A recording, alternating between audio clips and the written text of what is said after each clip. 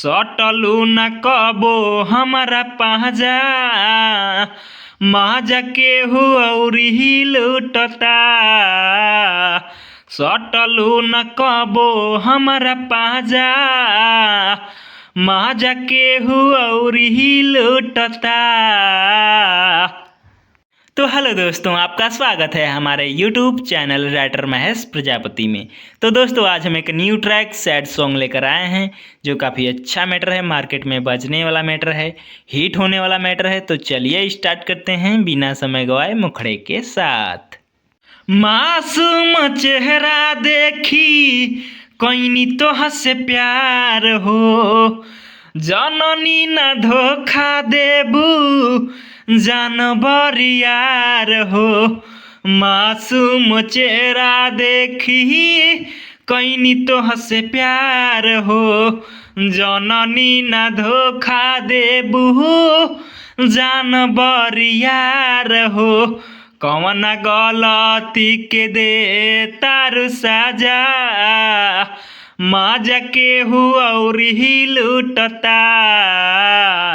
सटलू न कबो हमरा पाजा, माजा केहू अउरी लूटता।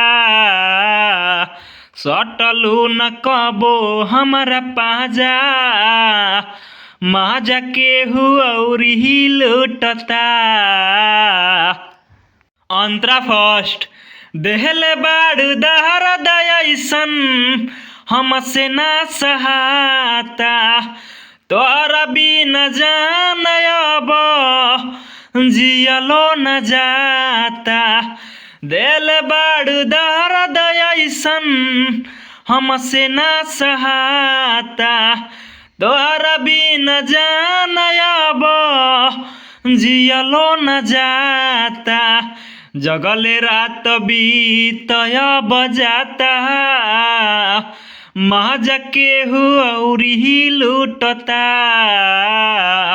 सटलू न कबो हमरा पाजा, माजा केहू अउरी लूटता।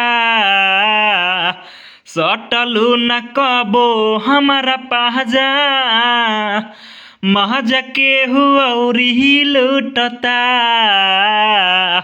दोस्तों, अगर किसी भाई को ये फुल सॉन्ग चाहिए तो हमसे संपर्क करके इस सॉन्ग को ले सकता है। हमारा नंबर चैनल के डिस्क्रिप्शन बॉक्स में दिया हुआ है।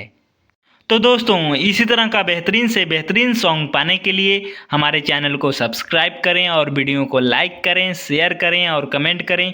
तो चलिए मिलते हैं किसी नेक्स्ट वीडियो में किसी नए ट्रैक के साथ। तब तक के लिए बाय।